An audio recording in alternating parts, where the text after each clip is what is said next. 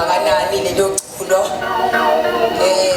sekube iculo lami for many years. Whenever I stand in front of people, I always remember ukuthi uNkulunkulu ungithathile, because when I say he lifted me up from a deep muddy clay, I mean exactly that.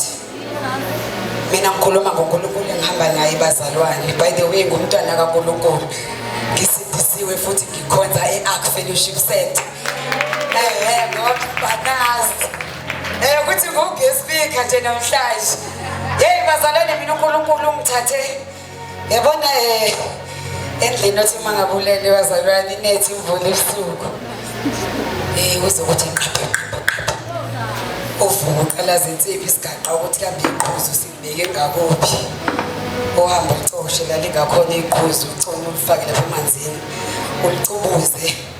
Mase licubuzeke kahle bese uyafaka. Uyazi ukuthi vele kuzoba nje mhlawumbe about few hours liphinde lithi yanto inamathiseli lapho. Uyizothi qapha phezu kwakhoze sekulandela abaqapha. God took me from there, guys, and my life was never the same after surrendering my life to God. And God took me back to school. Always had a passion for being a social worker from childhood. Ngisemncane ngiseno 8 years ngithanda nje imoto yama social worker mangabe isuka ngasekhaya mandlula ngasekhaya. Ngithanda le moto ukuthi usudlala kahle nebefika esikoleni emzumba. Ngizalelwe emzumba ekaHlokwe, guys.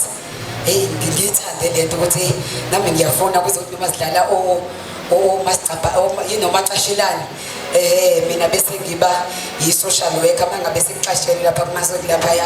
Ngingazathi ngiyithatha vilonto ukuthi khona into ye-intervention ukuthi mangabe sekuxatsheni kufanele kube khona ozongena phakathi nendawo athi yima wena, khuluma wena.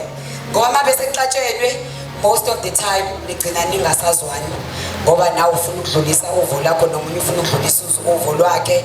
As a result gcina ungasayitholi ipoint yalo munye nalo munye. Kanti uma sekhona i-social worker phakathi nendawo lithi okay, hlalani la, khuluma wena, thula wena, uzohlonipha-ke la ngine authority, uzokhuluma mase ngithi khuluma, kwenzakalani wena, asichaze isitulo uThulo lalela. Ngokunikezani lokho, ngokunikeza isikhathi sokuzwa and be able to digest. Qala usibuka amakhwapha ukuthi mina ngenzeni ucontribute to lesi simo esikusona namhlanje. Njengoba sesiqhubana kanje ngicontribute bese ngithi thula nawe. Usumzwile? Athi ngimzwile. Awubeke nawe iside story angakasho ukuthi phikisa lokho akushoyo. Awungeni kuloko ngishoyo. Njengamanje ubeke sakhe istory njengoba usazi wena. Awuzophendula nathi umbonile usutholile. Asilande lo story. So yilowo nje umsebenzi wethu bazalwane ka Department of Social Development, family preservation loyo, ngoba siya understand ukuthi la kukhona abantu ababili or more banemqondo ehlukene. Njengoba benemqondo ehlukene vele kuzoba khona uxabana, ngoba nami izinto ngizibona ngendlela yami and therefore ngifuna zenziwe ngendlela yami. Nalo uzibona ngendlela yakhe, chances kungenzeka mangabe engekho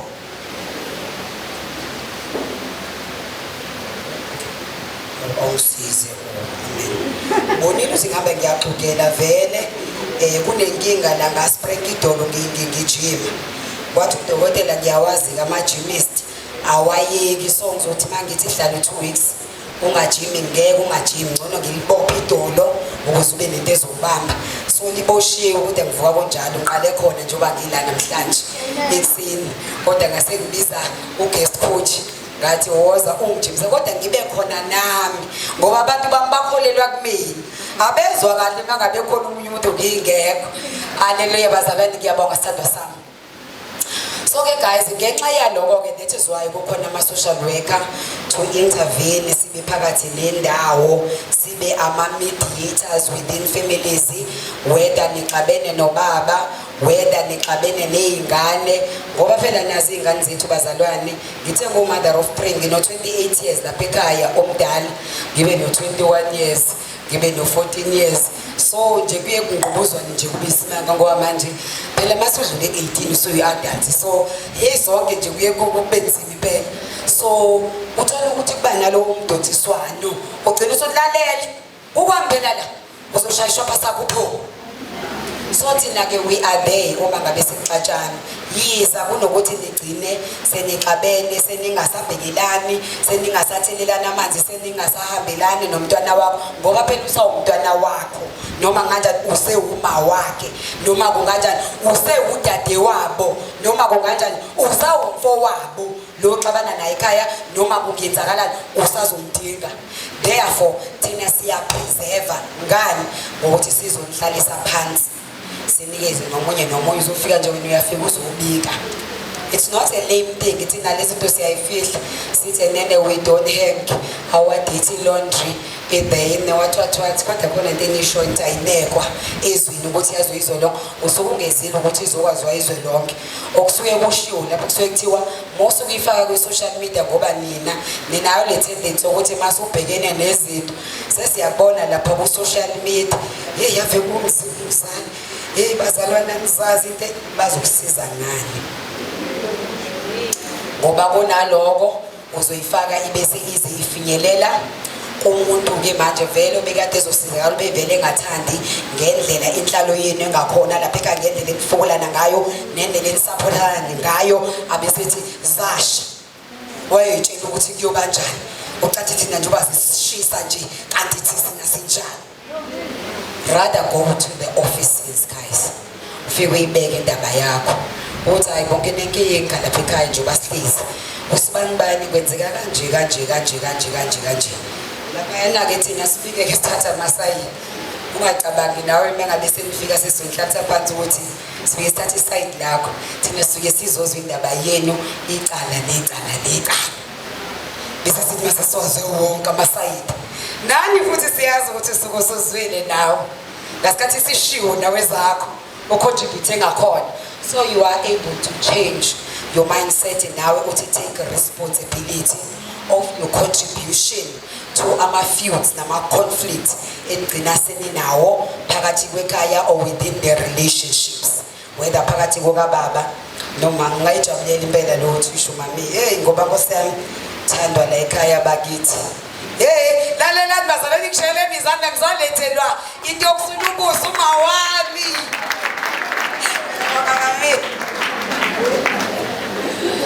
so you are able ukuthi uzinuka amakhwapha bese siyalungisa. Why do we do the services family preservation? It's because guys njengamanje thina siyazi ukuthi sesimuvile from the andesasibiza go extended families eqaletha sino extended families thina sikukhona umalume kukhona ogogo kubiza ugogo ilodi kubiza umalume emzimkhulu kuthi wanzohlala phansi naye ingane ingxakile nangumfana engxakile ekhaya bese kuthiwa nange sehlaza ngeke ngisho senkonzweni kodwa niyazi usengithini afika umalume athi ya kwenzakalani la ekhaya nihlalise phansi kube ne family meeting manje ngenxa ukuthi sesama nuclear families sekunzinyanyana ke manje futhi siyamonazelana omalume nabo banezingane abafowethu nobhuti banezingane zabo so nami mangabe ngiphumelela masezingishisa uyajabula especially uma mhlawumbe kungahambi kahle ngase side lakhe that is why siye ngalana ke uma ngabe njengoba sinalezo nalawo ma problems anjengalawo sidluleke bathandwa benkosi la ka social development siphinde sibe nama services aka substance abuse yebazalwane yila uthola ukuthi ekhaya mhlambe nomuntu osedla kakhulu idakamizwa whether yama drugs uhlobo ama drugs ngisho ugwayi i-drug guys insangu i-drug utshwala buyi-drug uma ngabe nje usu controlwa yibona uzovivezela umzimba uthi mangabe ungaphuzanga kucaca ukuthi uyaqhaqhazela ovuke ekuseni uthi awe ma ikhanda lingishayela ngathi ngishite one ukuthi jidu hayi usu addicted ayisondela sikusiza uma ngabe esentshontsha ngoba kuzohamba kuhamba ntshontshe phela especially mangabe kuyingane lezi esikole bayafundisana nabangani babo ngenxa ye peer pressure abantwana kukhona nje lo ozohleze nemali esikoleni abathengele idrug kanti uyidila vele unomuntu omnikeza ama drugs ezinawo esikoleni abanikeza abangani ingane zini bese zithi mase ijwayele athi hayi ngeke faka phela mayisembona uyaqaleka faka phela nawo noma ikade ngangikunikeza usengenile umntwana ngalondlela ubengaqondile uyaletha ke ingane lapha yawusho ukuthi ayibona umntwana esengene kuyidakamizwa sesiyatshontshelwa ekhaya silahlekelwa ama-ayina silahlekelwa izitsha silahle yonke into nje ngithi ngiyabheka ithupisi yami engangiyibekile udrophini angisayiboni ngithi ngiyabheka iketela ngithi ngiyabheka uthosta usekho ngithi ngiyabheka hayibo khona izitsha zami engangiyiphiwe ngomshado wami ngayibeka ngamakhalibhutha ayisekho ngoba bazontshontsha phela yithi abasebenzi indawo bazontshontsha phela ukuthi bagcwalise bagrantifye leya into leya craving yokuthi uyayifuna lento ayidithwana sizombona nje umntwana simkhanselishe si-check na ukuthi yini emfakile kulistakamizwa to be able ukuthi sidile effectively with this surrounding yakhe kuqala ngoba uma besidila ngokuthi siyamthatha simise rehab abuya azohlala la kulesi simo lesi chances are kuthiwa we are affected by our surrounding. Uma nje ngihamba nawe ngihamba nge-rehab wena uhlezi la usaqhubeka nabanye mangibuya umntwana kunjani mfethu ekade sagcina mfethu baba lalela awushaye sodwa la yefe awuthi nqanqanqa kade wavaleleka lapha ngaphakathi usebuyele njalo umuntu sikubiza nge-relapse leyo lo userelapsile. So we deal with the environment yakhe qali be it mhlawumbe environment isekhaya within the families mhlawumbe kuyaphuzwa abanye abantu ke baba addicted ekulweni family violence domestic violence guys igcina ingane esikoleni isixoshwa kubiyalwa iyashaya ube addicted ekhaya umntwana ukuthi ubaba uhlezi eshaya uma naye uyayitolerate lento athi bantu abamayikho into esizoyenza uyena osondlayo la ekhaya asule inyembezi ahamba yogeza abuya azopheka ibhodo anikeze ingane ziyabuka they are normalizing lento yakho yokushaya therefore it's a normal thing for ingane uma esesikoleni kwaxatshana nje kancane ufunge baba kwaxatshana nje kancane depende ukuthi ngishayana kanjani ekhaya makudla amavele emane nje ubaba ekuximbize kuzophuma igazi naye ingane uzoyishaya iximbize kuzophuma igazi ngoba ukholelwa ukuthi umuntu beshawa usuke engakashawa mangakaphuma igazi. There was a story engake ngasilalela kwe-TV ethi ubhuti sebonile umfazi wakhe ethi ngangiloko ngilindele ukuzwe isound uma ekhala ngayo uma ngabe eshawa ubaba ekamereni. The sound never came until I killed my wife. Waboshwa unkosikazi ushonile waboshwa for udilika jele noma sengayithola ke manje counseling lapha ngaphakathi isimodifayelwa nje ukuthi abe ngcono phela lapha yana ko inmate bakhe angaqali phansi le behavior lekade yenza ngaphandle angagcina sivula lapha sekuyangcwatshwa lapha ejele ngenxa yokuthi kufike nazi phela iscore esakhethwa yimina ngenxa yokuthi ngivumela izimo engafanele siyivumele zenzeke until zi-affecteke abantwana.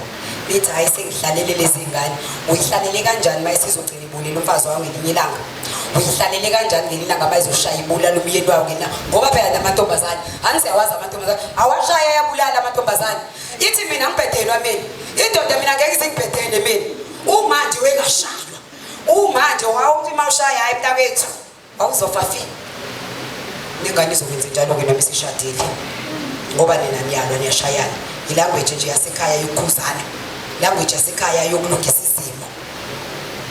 Uma ngabe kunezimo ezinjalo siyeza siyayibika izimo ezinjalo sizilungise nje ngakahambi kakhulu manifika lapha kuthina mangabe sekufamily mangabe abashadile bebhekene nalezi zimo lezi zokuxabana. SinoFAMSA okuyingane yethu yaka social development located lapha enkantolo. Cabanga abantu balaba baserviswa uMbumbulu service office. So I'm not sure but ngizokhuluma noma uma ngabe kunezimo njengalezo ukuthi uFansa wala ulocated kuphi. Thina lapha eMlazi mabe khona baseMlazi la ulocated enkantolo ngaphandle nje kwegate before ungene enkantolo ngaphakathi ungangeni mawufika nje egate kanje ubuke ngala uzobona icontainer ngala ebhaliwe uFansa uya lapho ngobani uyafuna isimo ukuthi nisilungise nenobaba before sibhebhetheke size siaffecte abantwana sigcine sicreate ama monster azohamba yocreate amanye ama monster ngaphandle lapha ife engagcina ngejele umntwana wakho kwaphela nama girlfriend abashayi go wathi siyacela nangabe bheda phela uthando mina ngizomshaya kezwe phela lo nobaba wakhe nje noma singaze simbone ukuthi uyashaya kodwa baba uyambona nje ukuthi hayi uthando umthathele ulokhu njana usiyacela uthathe lapho lo niyayazi isencane lengane washo njalo siyacela wathi mina ngizombhabaza uthando mina ngabe bhena futhi usiyacela siyambona uhlezelwa lapha so ingane bangabenza kanjeyana just know ukuthi yonke leyayinto kade ibuka somewhere probably in a close proximity ukuze understand as I normalize ukuthi this is how you react to your partner language nje ukuthi ezwe yinto manga ungayifuna into ayenzayo yinto uyosayenza into uyifuna so ke siyacela ke bantakwethu sinibikide awuyikomceba naye futhi mangabe sefike bafika bedluntuleka bengafuni beyihudula losuke ebiziwe edluntuleka kuphela umbona ukuthi akafuna ukukhuluma ayisibreak ice size singene impela kuyena sesiphakamise liya yokudinga kwakhe ngoba sifuna ukumthola esediniwe sifuna umbone reactor khona la bese si addressa lapho ke esela ukuthi not here not now not in front of me you're not going to do it from today going forward you're not going to do it you're going to be attending our sessions until we deal with your anger we call it anger management ngoba naye asimazi ukuthi wa-affectwa yini baba aze abe nje ungatholerate ngoba awumazi ukuthi ulimele kangakanani ngaphakathi awuyazi futhi into yamlimaza ukuthi ingakanani awuyazi ukuthi inxeba langena kangakanani ngaphakathi kuyena therefore trauma is a dangerous illness social ill ongayithola nje out there siyazi ke domestic violence ngisho ngaya ngomsombuluko uyofika gcwele uye kulesibili uyofika gcwele uye kule uze kushawule ehlanhleze gcwele ka domestic violence bashayene ingozi usebhadishiwe omunye uyaqhugela omunye ufika negazi uyajwiza igazi unjanyanyana ingane yabantu iblue pitch black blue ebusweni ivuvukele injani ishayiwe orenzo mfana waze wakhala nami ngangikhona lapha ngiphelezela udadewethu domestic violence even nakuthina within families kuyenzeka kodwa ke sina siyasheshisa ke masibona laduze hayi ngeke ke ntombi awuzodlala phela indoda ngikhona siyahamba sizoyilungisa mawuthi kuyaqashuka qashuke ngoba bebihlezi nezingane angeke uzokhulisa ama monster ngikhona ngoba nezami ingane izoba nenkinga mase sikhula nalama monster akho ngebhathi so infiltrate lento isingene nakwezami so ke ngicela si-addresseni ke bazalwane kuningi ke sinawo nanama homes ogogo uma ngabe ogogo sebebadala kakhulu especially masebe no dementia uyabona ukuthi akasekwazi ukuyifunctiona nomkhulu akasekwazi ukuyifunctionela ngokwakhe uyabona noma ikwazi ukudlela but akasakwazi ukupheka mhlawumbe nomqondo usukuyilahlekele nje umbone edwanguza uthi ukhuluma naye athi hawu kunjani baphila kodwa ekhaya ngane yami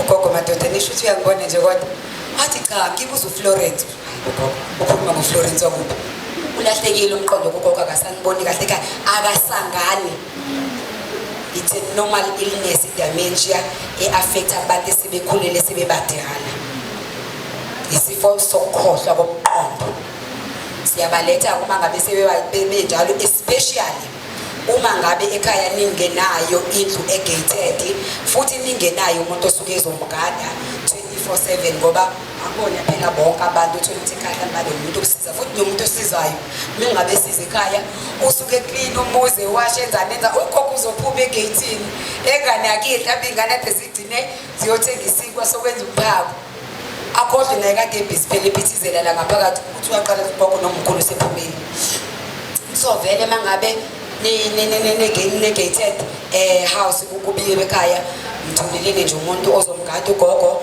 nihambe niyong-aplayela isichathazelo isingezelelo kuba u500 manje imali engane lapha kasasa awuthi 540 bazosho maka-enzo 540 so emalini kagogo bachathaza u540 lo 540 basuke bewuchathazela lo muntu-ke manje osozombheka but-ke leso sengezelelo siyenzelwa nanomuntu manizomgada even kwanini ekhaya manibona nje hayi sizomgada simdinga umuntu kodwa lowo umuntu ozobe edamane embheke ekhaya uyambhekela uyamwashela nenzelani lo 540 kusuke kowakho ukuze ukwazi phela nawe ukuthi ujabule noma nikwazi ukuthi nimjabulise ningabe phela seninikeza lo 540 kuphela uchathaze-ke iy'mali zenu lezi niyisebenzayo la nisebenza khona ningabe senima ngokuthi ukhona u540 awutholayo la emalini kagogo noma ekamkhulu.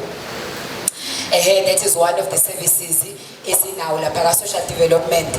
Bese-ke sinayo iy'ngane-ke eziyintandane kodwa-ke sekushintshile ngicathi bayazi abanazo iy'ngane eziyintandane ukuthi sesishintshile-ke njengamanje since 23 October ugovernment uye wa-amenda umthetho wa-foster care placement wathi iy'ngane ezihlezi nabantu abayihlobo noma ngabe seyishonelwa abazali asayiholi foster care grant. So nje ama-applications ayaphambili uma ngabe uhlezi nje nengane uyitholile yashiwa intombazane noma yashiwa ubani bani wayilahla noma wayixosha emgaqweni yizona iy'ngane-ke lezi esizi-aplayelisayo le mali le kodwa i-top up siyakwenzela yona.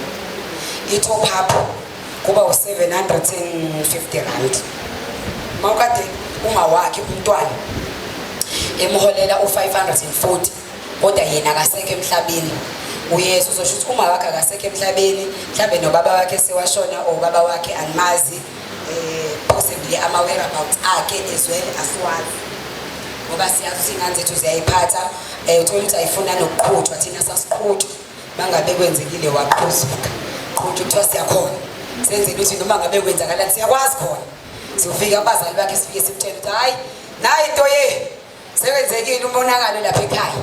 So uma ngabe-ke wena uhlezi nale ngane-ke enaleso simo sokuthi anikwazi mletheni-ke phela mnyaka kasasa bazobe besebenisa kuthina ngoba sibakwibhilidi elodwa wherever you are ngeze ningaze nisuke la nimawelinye wherever la khona usasa kusekhona ama-social workers sekhona i-social development ama-office ahlezi ezoba kanje makwibhilidi ahlezi ezoba kanje kuba usasa phansi kuba vele into lazi ziqala kasasa bese ngaphezulu-ke kuba yithini but hayi khokubani ngamastepiso niyothola i-report landa umlando wengane esesenzile investigation bese sinikeza ama-recommendations ukuthi with what I found la le ngane kanje siyacela ukuthi nimthophapele lo uyawudeserve utop up bese kuba u750 rand.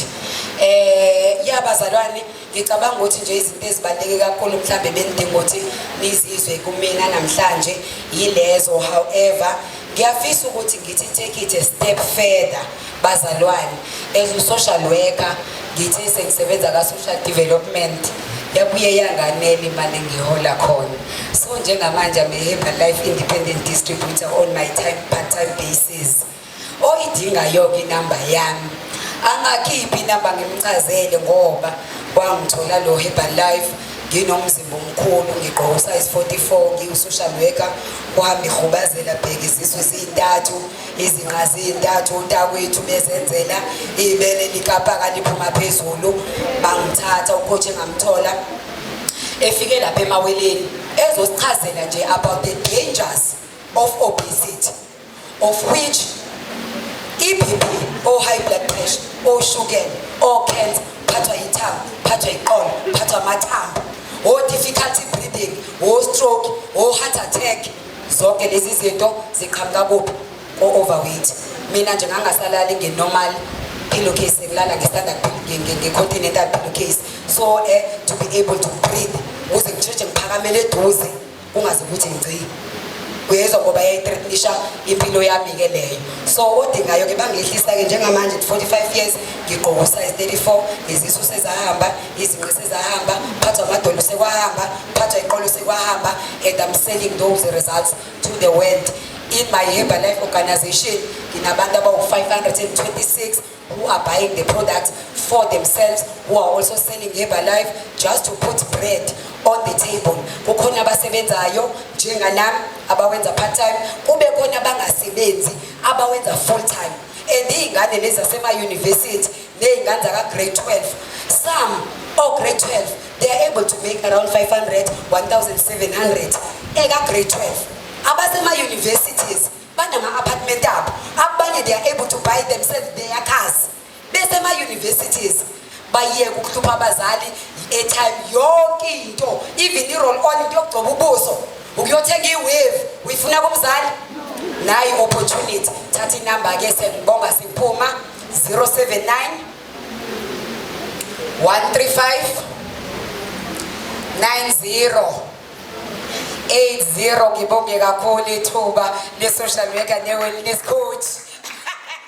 Malika Jesu Kristu waseNazaretha, amen.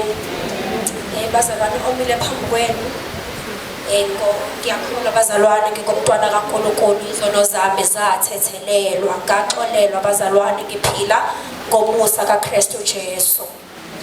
Bazalwane, ngizogxila kakhulu ngokwenkonzo, but ngizogxila ngokuzofundisa ngomsebenzi wami engaqashelwa wona kaSanlam Sky bazalwane. It's been 5 years ngisebenza khona bazalwane. Ngibonga ithuba lokuthi ngizoqwashisa noma ngizofundisa regarding ama policies nangama investment nangama service nangama retirement bazalwane, ubuhle nobubi bezinto ezenzeka ngaso bazalwane.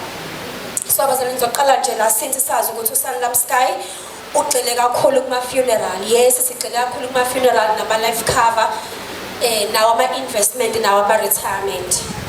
But ukukhulu kunakho konke bazalwane, sisibone ukuthi umlungu if ephuma emsebenzini uma esengaphandle uthola umlungu uhamba ngoMercedes, uyibuza ukuthi lo mlungu uhamba kanjani ngoMercedes ngoba usephumile emsebenzini kade ephumile bengawuthenga ingane lo Mercedes esasebenza.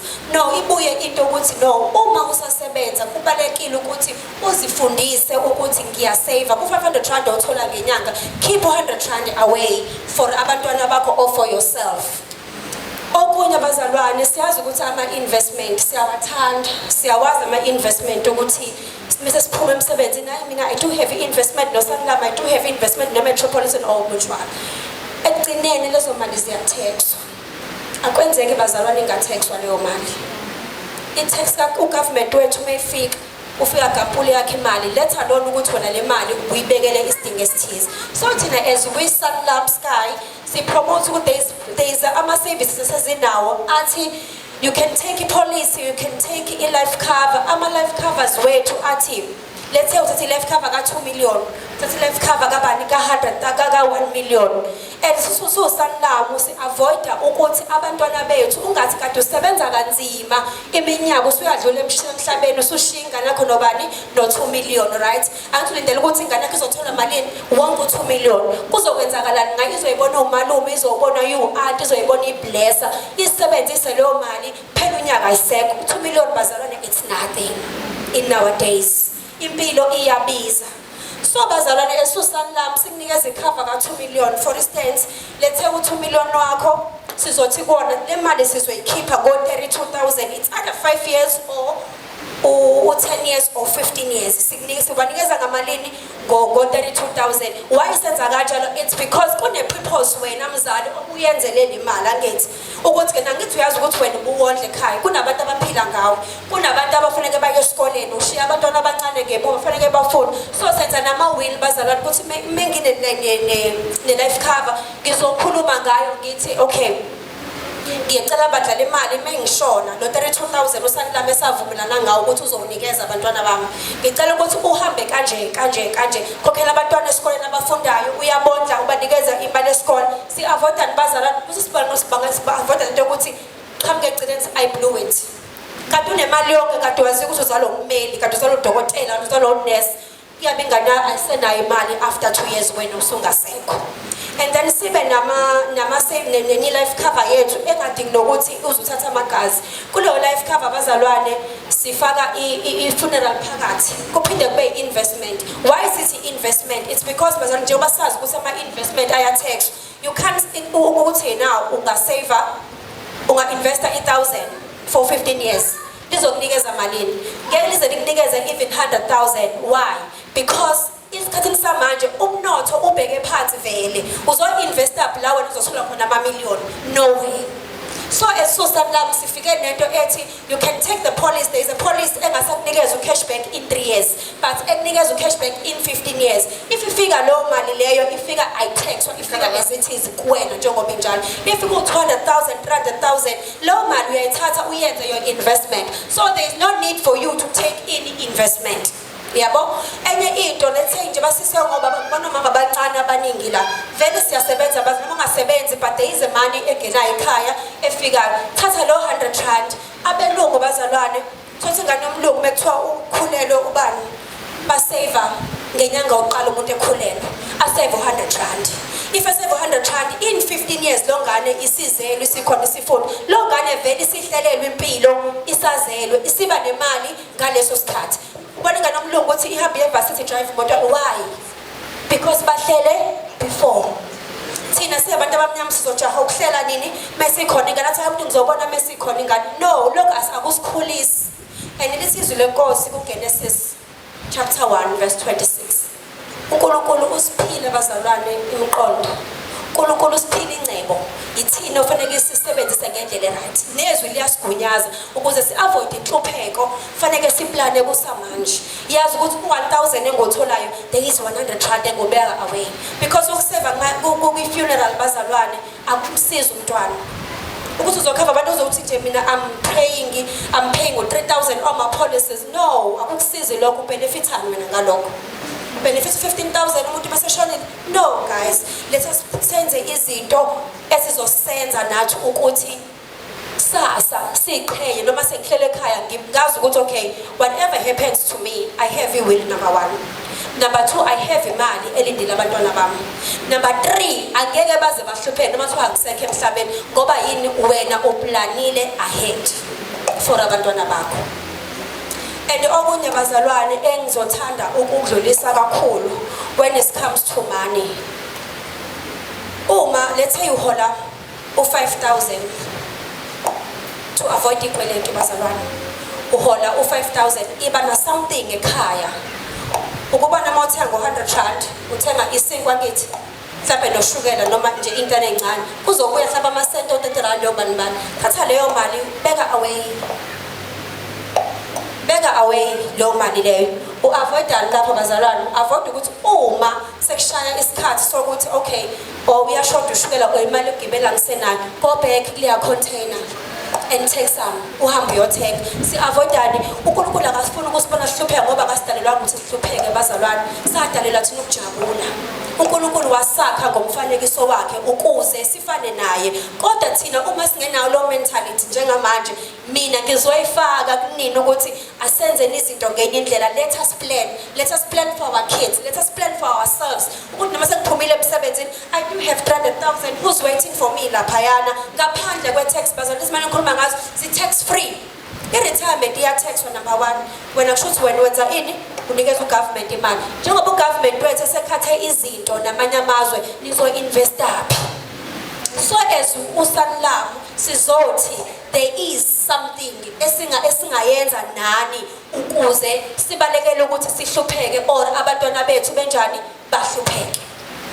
Le mali moyikhokha uyikhokha as nje i-funeral, as life cover, but at the end of the day it's your investment, it's your retirement. Ngeke uzuhlupheke unayo ngoba noma kuthiwa uyafuna ukuzoyithatha you cannot. Because imali ihamba ne-funeral. Omunye uzigcina sakhohlwa ukuthi I have money ekhona kaSanlam, uyayibona, because ihamba nani ne-funeral. Kanti ama-investment sibuye sihluphekele kona siyowacosha. Ngithi hayi ngicela uphesha surrender. Uyabo, ngeke ngingaklemisi sona ngoba owakho. But uSanlam or any company izokupenalty for that. Ngoba wena usuphule ini umthetho ka10 years or ka15 years lo ebenivumelane ngawo. So kubalekile bazalwane ukuthi si-educate ngalezo zinto ngoba isikhathi esiningi sizo-investa kuma-funeral. No, asisakwazi uku-investa kakhulu kuma-funeral. Umuntu mesefile nje uyafa angcwatshe usanenhlupheko wena. Uyabo? nosala wena usulambile nabantwana usuhambile 20,000 ukumkhave ngawo. Kanti if wena uyazi ukuthi noma usedlile emhlabeni ngamngcwaba ngalo 10,000 ngalo 20,000 because akhona inkampani ezisifihlela imizimba but thina siphethe imali. Imali mase sebehambe bonke uyazi ukuthi wena ngeke uzosafarisha and your kids angeke baze basafarisha. Ngiyabonga kakhulu. Ayikwazi ukumnandi ekhaya ngathi sisazokuyisha. Sasajabula umunye indawo emnandi kangaka. Okay, kwami phambi kwenu umbalo kaXulu usuke ecebo lethu kanye noNtokozo Khanyile. Ecebo lethu sisuniwe namhlanje sizolethulela nje nathi sizoxoxela nje. Ngicabanga ukuthi baningi abantu sebazi vele ngecebo lethu. Kodwa bazi ukuthi icebo lethu iyangcono kuphela. Asibona bangcwaba kuphela futhi singubasingcwabisana osikhokhela wona. Kungani sisho njalo ingoba uma ngabe uyimember yasecebo lethu ngokuthi ujoyinile nje ukwazi ukuzuza u1250 njalo ngenyanga ukuthi uhambe uthenga igrocery. Ukuthi ke abantu bakithi le technology kakhulu abantu abachaziselekanga. Uma ngabe imember yasecebo lethu uyakwazi ukuthi ngokuthi nje uyimember yasecebo lethu kunento ebizwa kuthiwa ama-iSave rights. Ukuthi uyimember uyaqualify ukuthi uredeem lama points njalo ngenyanga nje automatically ngomhla ka1 uno 1250 okulindile ukuthi uhambe uyosebenzisa izitolo. Yes. Yabo ingakho kubalekile ukuthi siphume sintshenge ngoba nasema branchini sometimes uma ngabe abantu befikile ababuza information yonke futhi ababesanichazela kodwa kunento kanjani. Yikho abantu uzubeze bekhala bethi hey kuyabiza ngokuthi nje sinyusa 15 rand ngoba phela isikhathi siyakuhluka yabo. So yeah kunento kanjalo njalo ngenyanga omhla ka1 no 1250 okulindile nje ukuthi usebenzise ezimember yasecebo lethu.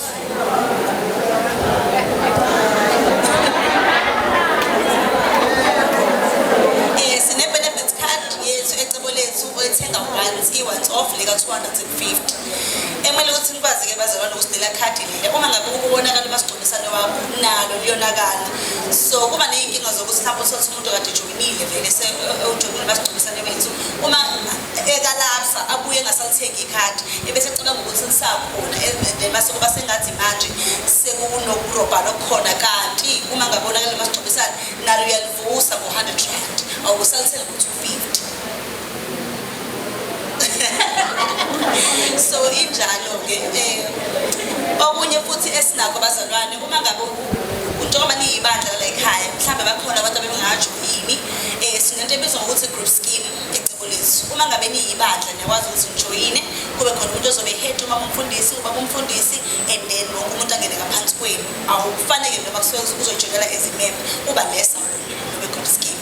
So mhlambe ningasimema sichazele nge-group scheme uma ngabe ukhona bangajoyini ebandleni. And then kube khona-ke ama-top-ups esinawo. Niyazi ukuthi ama-top-ups ahamba nama-packages. Uyawazi futhi ama-top-up ethu inkomo or catering ukwajoyinela noma kuthiwa mhlawumbe nomasingcwabisane kwenye indawo.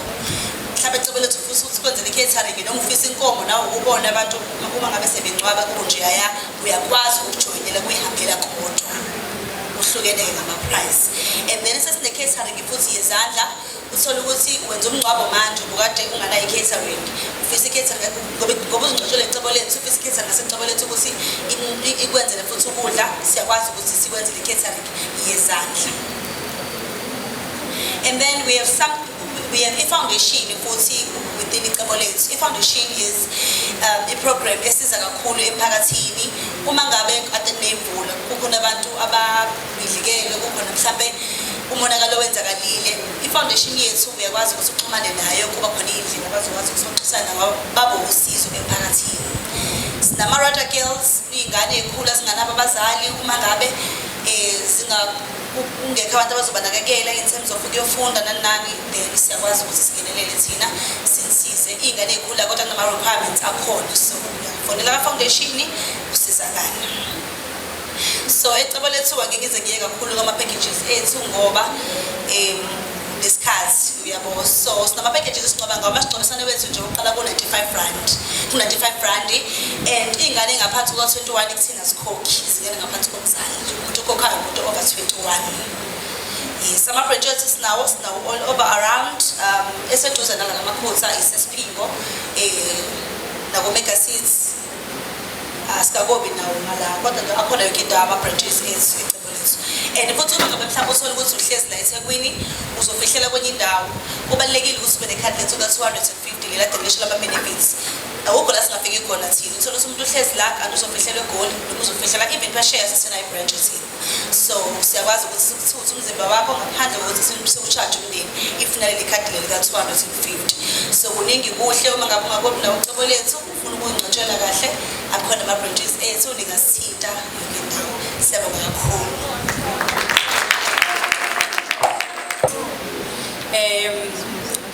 Bazalwane la sikhuluma sisebenza ngani sisebenza ngokuhlukumezeka kwabantu besifazane nabantu besilisa bayahlukumezeka so upheko lami ngisebenza into eshezo 8 la cluster sisibiza ngecluster sisebenza uMlazi Bhekthemba Isiphingo Mazimtoti Ifolo Imbumbulu Makhutha sisebenza noMkhumazi makhona nokushila uma ngabe fe registered docket lapha ya station ukuthi nansi ingane ireshiwe noma ishayiwe lezi ngane lezi ezisuke zincane asisho ukuthi ingane engashawa kodwa kukhona ke lokho siye singenelele khona lokho kuyishayela ukulimaza kuthiwa assault GBH lapho suke sengena thina siyasebenzisana nama social worker bedlela sisebenzisana nama social worker lawa asuke esenkantolo sisebenzisane no nurse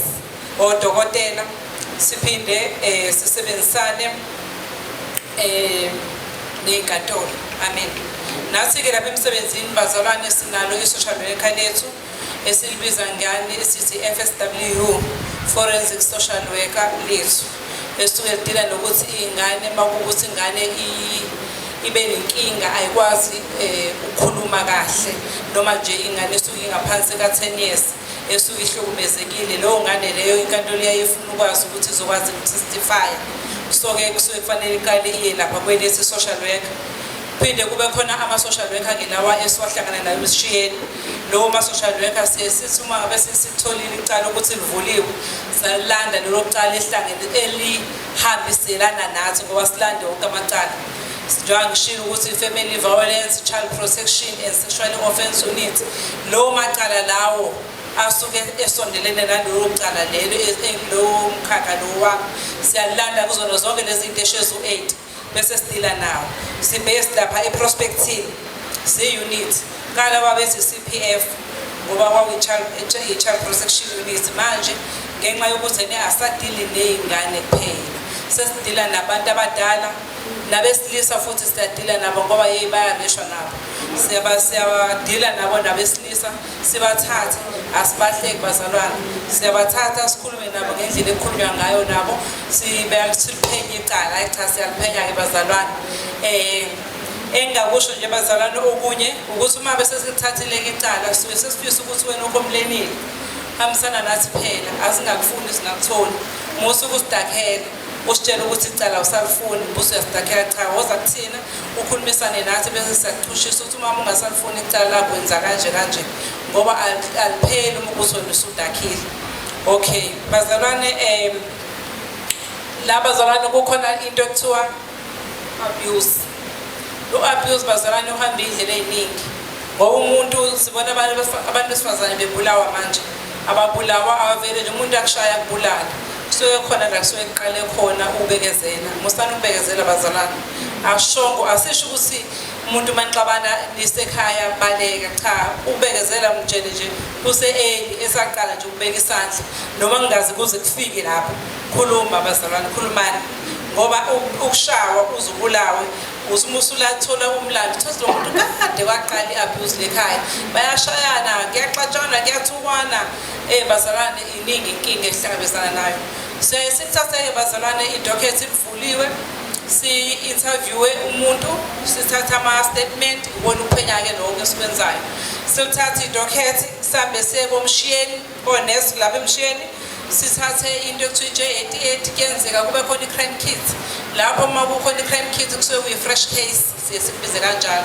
sithathe i-crime kit sibuye nayo siyayithatha-ke bazalwane siyise ePitoli indlela nje yasePitoli indlela esijwayele kakhulu siyayithatha siyise ePitoli lapho usuke sofuna ubufakazi ukuthi ngempela lo uyena othi uhlukumezile uyena yini kulo muntu ke loyo osuke ehlukumezile sesithatha amathe kuyena wena lapho udokotela uyazi ufika athatheni wena leso ithatha esilanda emshiyeni uma ngabe sesilandile ke lapha emshiyeni phela sesicela ukuthi nawe uma ngabe uwena ohlukunyeziwe noma kuwena ucomplainant sesithi u-victim abanye bathi usurvivor kodwa ke lo muntu loyo siyesithanda ukuthi awa-attend ama-social worker ngoba ekugcineni kosuku i-report from ama-social worker siyayilanda lapha emshiyeni sifake edokhethini siyihambise enkantolo ukuyilanda kwethu noma uku-attenda kwakho ama-social worker akusho ukuthi neke uzosizakala ukuthi uqine ufakazi kuphela nawe mentally uyasizakala ngoba phela bona bakufundisiwe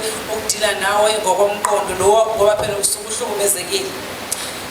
Okunye ke esikushoyo engithanda ukugcizelela futhi kuyenzeka ukuthi ingane emakhaya nje kwakwenzeka kuqala ukuthi ingane silale nje ubhuti nosisi kulala ebhedeni owodwa bazalwane ngicela nizame ukuavoid ukuthi ingane nilalise ukuthi na 12 years inye na 13 years noma na 15 noma ziyalamana ukuthi zilale ebhedeni owodwa ku-avoideni lokho mangabe siyitshende ehlukile ziningi inkinga leminyango thola ukuthi lezi ngane sezi-expose ey'ntweni ey'ningi wena mzali ungazazi usathatha ngokuthi ingane kanti cha sekhona iy'nto esezenzeka lapho uyabona ingane isikhulelwe noma uyathola ukuthi sekhona into ekhona enganeni yakho yentombazana noma yomfana muthi usiyathola ingane ekhona khona le ekhaya noma ingane lamana nayo noma ingane kamzala noma ingane kamfowenu ziningi-ke iy'nkinga ihlangabezana nazo lapho-ke uthola ukuthi kwenkathi isikhulelwe uthola sina 12 years isikhulelwe bazalwane ave kubuhlungu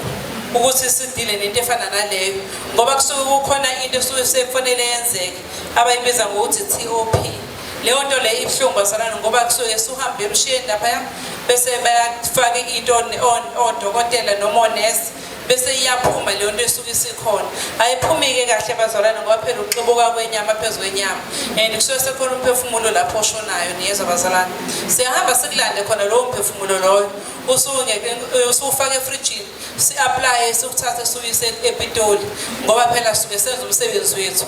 Enye into bazalwane engicela futhi ukuthi abazalwane banesibindi abantu besifazane abeve benesibindi ngicela ukuthi uma kuwukuthi kukhona inkinga enjalo ingane yakho ngiyachuluka bazalwane ingane yakho uyathola ukuthi isize ibamba khona le ekhaya musaphela ukwenza leyo TOP ekhaya bazalwane ave kunzima khona bazalwane abantu besifazane abanezibindi ngendlela esimanga uthola ukuthi lo TOP bayenza ekhaya angazi usingane uyiphuzisana ngoba akabe safuna ukusho ukuthi ingane ngiyiphuzisele kodwa kolisisu suke sesiphumile lapho bese siyathatha-ke lo ngane leyo uma uyenza leyo nto ekhaya kusuke kunomthelela omningi ngoba one awazi kungaphuma ngisho umphefumulo wayo le ngane yakho ukuthi uyayisiza encane othi ngoba nake sikhulela ngifuna ukwazi ukuthi ngikhushule lento cha bazalwane onesi ebhedlela banayo indlela e-right nodokotela okwenziwa ngayo izinto ukuze leyo nto leyo kuyiphume ngendlela efanelekile kodwa-ke bazalwane ukuze sik-avoide nje lokho ukuthi ngingaze kufike kuleyo nto ngoba ibuhlungu kodwa kuniyenzeka ibuhlungu ukubona ingane eneminyaka ewu-12 ubona ingane eneminyaka ewu-20 ukuthi uyikhulelwe uvele ucabanga ukuthi kodwa nkosi yami yini yona lena sho ukuthi ikusasa leli ngane alisekho kufanele nje sikuvike lokho size sivike nanokuthi iy'ngane sihambe ziyodlala komakhelwane ngoba ezinye izinto ey'ningi ziyenzeka komakhelwane ngoba la kaninela noma kaNgcobo akufani imfundiso yakhona neyalapha kaDlamini noma kaDlovu so iy'ngane zakhona impilo eziyikhulile ney'ndlela ezi-expose ngayo ey'ntweni iy'families akufani so uzovuma ukuthi ingane yakho ihambe iyodlala kamakhelwane kanti ezakamakhelwane iy'ngane sezi-expose ey'ntweni ey'thile kuyabe iy'ngane ziyaganga suyabuya uzovula icala sesiyabopha-ke thina ngoba phela umuntu uma ngabe sevula icala bazalwane ayikho into esuke sizoyenza siyahamba sobopha ukuthi umakhelwane uclose kanjani ngoba even two malume lamana nawe mawengane into ejwayelekile ngisho kuthiwa ingane kamalume ingane kamfowenu ilalene ngathina lapho nje meke nje kwavula icala kwakhona igama lomuntu nathi province isuke sithi nangu umuntu akaboshwe ingane sifuna 14 number usiye sithi 14 number ngwawazi waboshwa lapha ePol station bakufaka kwi14 so bese sifuna i14 number sihamba ke sina bazona sifike simcaphone lo muntu sihamba nje kahle Nkosi yami asifanye ngisho uniform sifike sixoxe naye sikhulume naye simthetha samsexoxe eoffice ukuze lePol station nendaba ukuze izophela ya asili bazalwana asili suke sisaba nje naye kahle sixoxe naye futhi asamisho nanemoto lezi emakiwe ezokufakela amehla abantu sihamba kahle nje ngeemoto eziprivate sifuke sikhulume nawe sikuthathe sikufake ukuze la kufanele uhlale khona liyathendwa ke icala abazalwane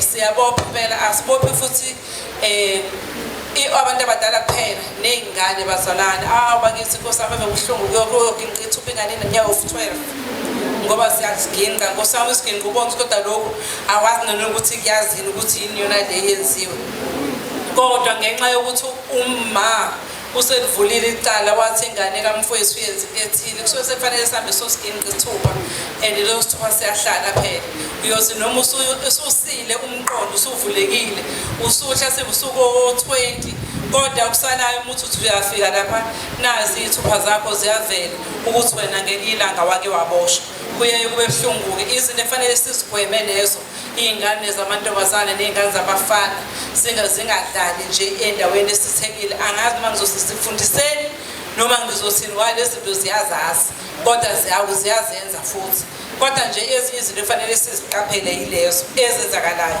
thina kwethu ukuthatha sikubophe sihambise lapha enkantolo naye lo na 12 years Nkosi yami siyamthatha simbophe simise ku-probation office iyona azofika ame naye enkantolo nawe-ke mzali wengane na 12 years egangile unawe uma naye enkantolo lapha ngoba ikwazi ukuma yodwa until for 18 years 18 years uma wodwa kodwa from 17 kuya phansi izoma nomzali wayo iphinde ime ne-social worker bame lapha enkantolo uthethwe icala kuyaye kube buhlungu ngoba phela manje lo ngane ise-expose ey'ntweni ey'ngalungile iy'thupha zayo ngcolile mhlasimbe yosithi ukuthi qwebu kuthi 15 for 18 sekuyaqala ukuthi uyayibuyisela ingane esimweni sayo kodwa manje ama-fingerprint asengcolile kuyaye kube buhlungu-ke bazalwane kodwa-ke ayikho into esuke izokwenziwa umsebenzi asisho ukuthi kuthina siyaxolisa siyazixoleleni ngoba phela nisuke senilivulile icala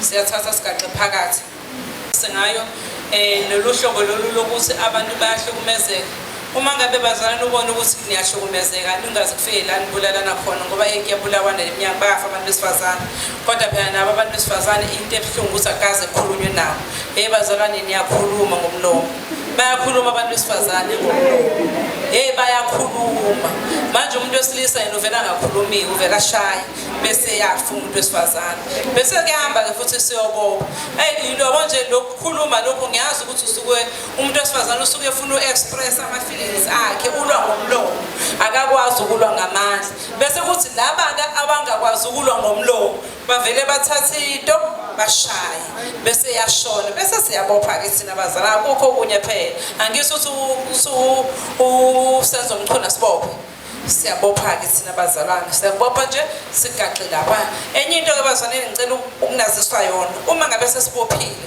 liyahanjwa icala liyahanjwa ayenda bokudlala alihanjwa kancane liyahanjwa yonke into efunwa inkantolo isuke isefanele mina ngiyifune mele ngikhomba ukuthi ngihambe ngiye kwi-psychologist ngiyahamba futhi sisebenzisana nama-psychologist siyathatha lo accused simise kwi-psychologist ahamba yohlolwa ngokomqondo ukuthi u-right yini angakwazi ukuma enkantolo even uvictim siyamthatha simise kwi-psychologist uma ngabe kukhona into ebonakale ngathi ayihambi kahle emqondweni and bazalwane ngicela ukusho futhi ukuthi akwenzeki umuntu kuthiwa uyagula bese kuthiwa akaboshwa sibopha kwasana kwakuyiqala la ukuthi umuntu akaboshwa khona sinoma sikubophile nje ukuthi uyagula siyakubopha sikuthathe uhambe uyotholwa udokotela lapha emshiyeni akuhlole noma ise-Scotsburg sisebenzisana nezibhedlela ey'ningi nase-Eddington ngoba njengoba ngisisebenza iclass kuyangokuthi uyekuphi siyakuthatha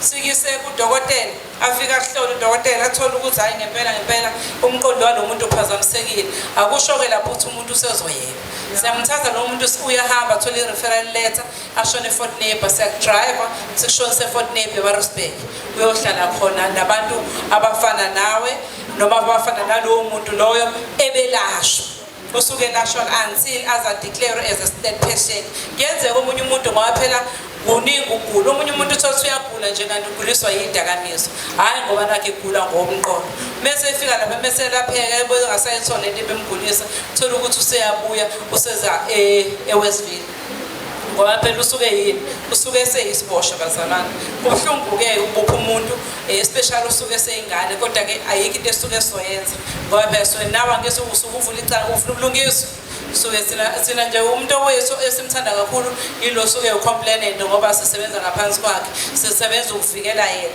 sisebenza ukuvikela ingane ingakho namanje ngisho ukuthi ingane ukuze siavoide lento yokuthi ingane yakho nengane kamfowenu zizenza ucansi ngicela nje ukuthi zihlukane ngombhedo uma ungakwazi zihlukane nangamakamero ngoba kubuhlungu ubophe ekhaya ngoba ngabe sesibophile wena maka victim uyabuya futhi uze kuthini uzositshela ukuthi usufuna ukusula icala ngoba yini ngoba usumxolele udabukela umfowenu noma udabukela ingane kadadewenu noma udabukela bana ngithi sikhuluma ngezingane zandawonye la thina akasikwazi ukuthi sivele sula icala lengane abazalwane lithathwa very sensitive ayisuka nje icala lengane asivele nje silisula sikwazi ngisho ngathi ufake withdrawal ngiyaye ngibuza isikhathi ngireshwe wena yini ngoba yini phela thina ngithi sivikele ingane yes umuntu ongafaki withdrawal statement umama uma ngabe sikureshwe yena ukuthi hayi useyaxolisa bandla asexolile noma sengimxolele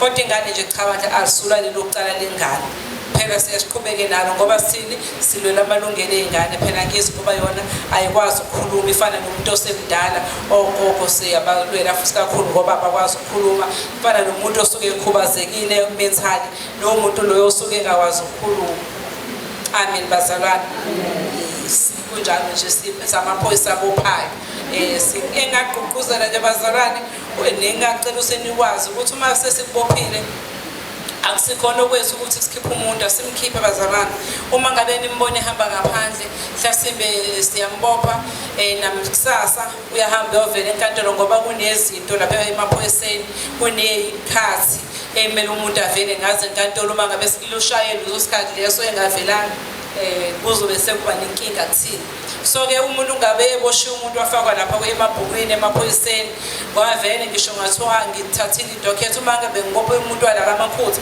ngizomisa la amakhutha epolice station sifike afakwe emabhukwini bese efakwe emabhukwini ongakusasa uyasiyamtshaja mase simtshajile uyahamba uye enkantolo uma ngabe ngakusasa abazalwane ebuya enkantolo nimbona senimbona la emphakathini usuke engadedelwanga amaphoyisa amaphoyisa asuke ngesanaso igunya phezu kwakhe inkantolo ethe mayibuka yabuka lento ebhalwe la wena complainant naleli phoyisa enisuke nivule nalicala wabona ukuthi no akhona into engahlangana bese yabuka ukuthi ngoba nakhe simbona esebuyile ukuthi icala liphelile cha usuke inkantolo ethe mayifunda abashushisi labesebenzisana nabo babona ukuthi no ngesikwazi ukufaka leli docket kwi-roll so-ke into esoyenza yinye sicela u-victim no-complainant nalabo witness abakhona bahambe baye kwi-interview lapha ejijini eMlazi siyakubatshela ukuthi sicela nihambe niku-interview ngoba yini kusuke kukhona into abasuke bengayiboni kahle inkantolo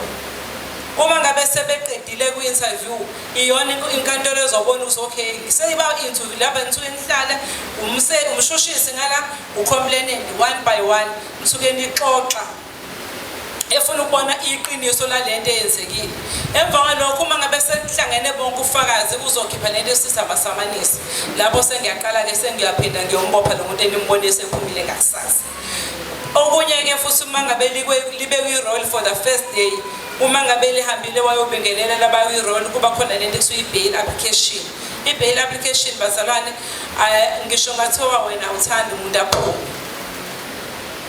ngizofike ngibuze mina mseshi ngithi nangu usenzo la uthi ucela ibheyili ungakuphatha kanjani wena lokho busuyasho ukuthi hayi angifuni ngisho ukumbona loyo angifuni aphume ngiyazi kusekunye kusohlangene neenga kodwa kusala phela banamalungelo ngithi amalungelo bawanikezwe uhulumeni kusekufanele mina ke njengephoyisa ngihambe ngiyobheka lapha ukuthi uSenzo wake waboshwa yini eboshwe licala elifanayo owani amangithola ukuthi akazazi aboshwe usekumayinazeka ipoint lokuthi ngime lapha kwistand ngithi cha angifuni uSenzo athola ibail ngiphinde futhi ngibheke ukuthi uSenzo akaze yini alikho icala lihambayo ngiphinde ngithola ukuthi uSenzo akaze azahambe icala futhi alikho icala lihambayo elinye ipoint elimayinazeka lelo elisuke lifunakala ngiyomangalo lapha estandini opposite bail ngiphinde futhi ngicheck ukuthi uSenzo akayona yini flight risk akayena mhlawumbe umuntu wangale ngaphandle noma ozothi ngisithi ngiyabheka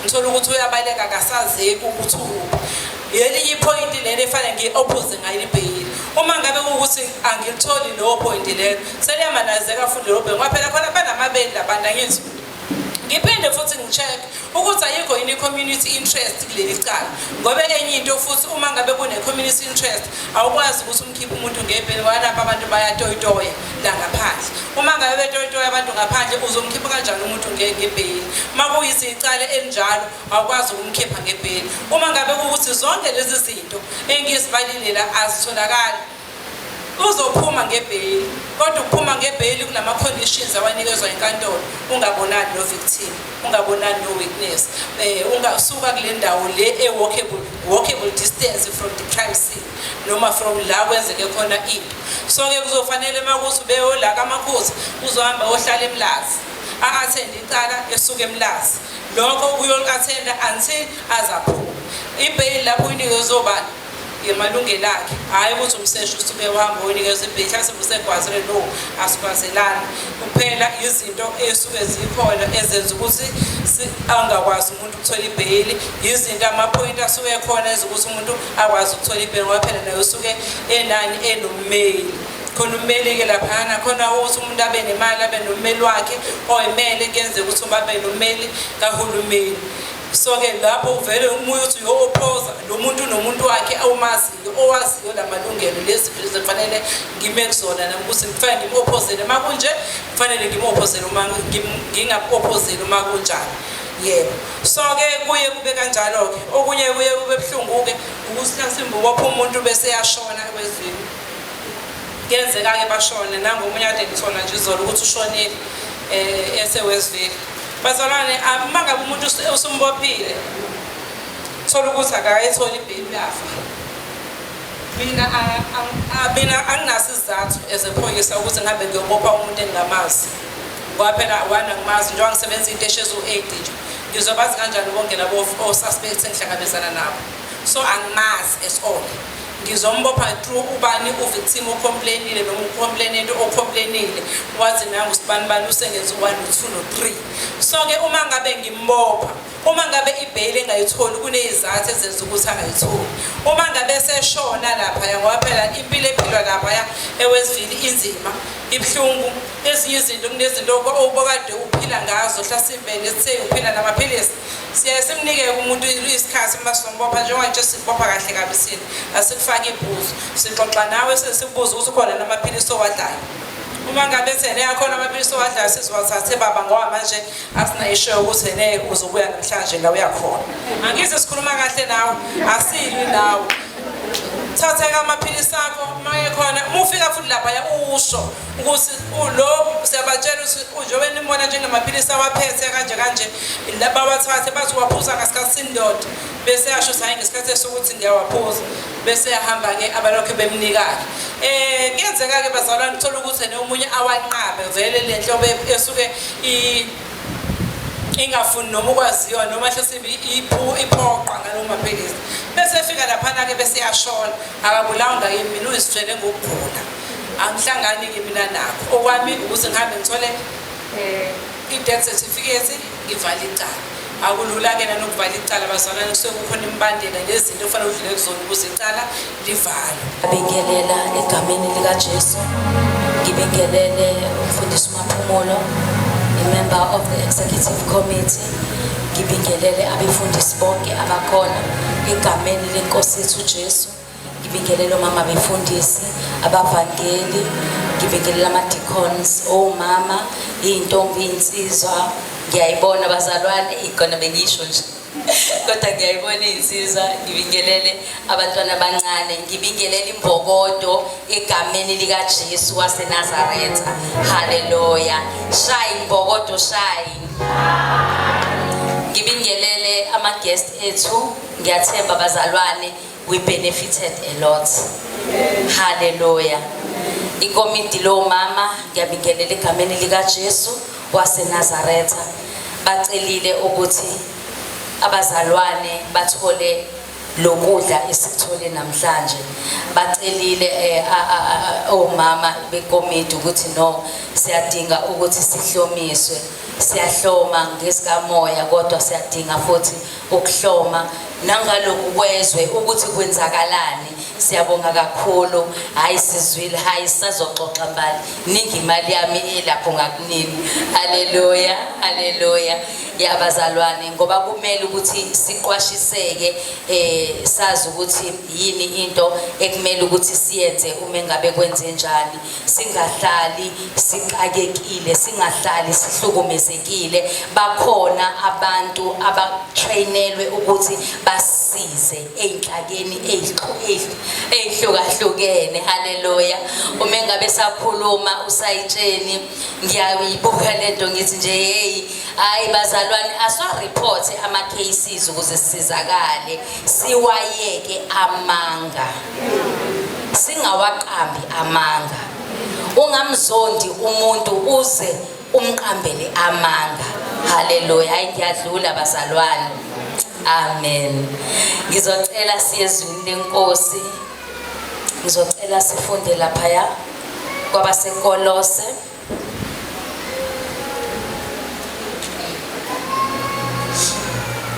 KwabaseKolose sizofunda nje uchapter 3 bazalwane.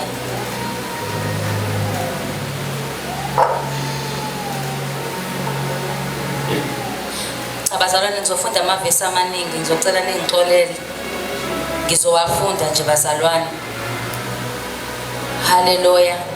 Ngiyathemba bazalwane sebetholile kwabaseKolose uchapter 3. Ukunaka okwaphezulu isihloko sakhona. Ngakho uma navuswa kanye noKristu, funani okwaphezulu lapho ekhona uKristu ehlezi ngakwesokunene sikaNkulunkulu. Nakani okwaphezulu, ninganaki okusemhlabeni. Ngokuba nafa, ukuphila kwenu kufihliwe noKristu kuNkulunkulu. Nxa ebonakaliswa uKristu ongokuphila kwethu, khona-ke nani niyakubonakaliswa kanye naye ekukhazimuleni. Ngakho-ke bulalani amalungu enu asemhlabeni, ubufebe, nokungcola, nokuhuheka, nokukhanuka, nesangabe, okungukukhonza izithombe, okuza ngakho ulaka lukaNkulunkulu, ekade nihamba kukho nani lapho nisahlezi kukho. Kepha kalokhu nani manilahle konke lokho, ulaka, nokuthukuthela, nobubi, nokuhlambalaza, nokukhuluma amahlazo aphuma emlonyeni wenu. Ningaqambelani amanga. Lokhu nikhumule umuntu omdala kanye nezenzo zakhe. Nembethe omusha, owenziwa musha, abe nokwazi ngokomfanekiso walowo owamdalayo. Lapho kungekho mGreki namJuda, ukusoka nokungasoki, owezizwe noma umskithe, isigqila noma okhululekileyo, kepha uKristu uyikho konke ukubo bonke. Ngakho-ke njengabakhethiweyo bakaNkulunkulu, abangcwele, abathandekayo, yembathani ububele benhliziyo, nesisa, nokuzithoba, nobumnene, nokubheka kade. Nibekezelelane, nithethelelane. Uma umuntu enensolo komunye, njengokuba nenkosi yanithethelela, yenzani njalo nani. Kepha phezu kwakho konke lokho yembathani uthando, oliyisibopho sokuphelela ukuthula kaKristu makubuse enhlizweni zenu enabuzelwa futhi kukho emzimbeni munye futhi yibani ngababongayo.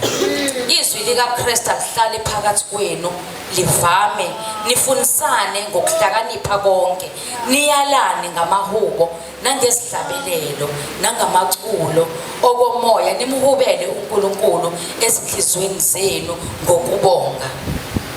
Konke enikwenzayo noma kungezwi noma kungumsebenzi kwenzeni konke egameni leNkosi uJesu nibonge uNkulunkulu yise ngaye.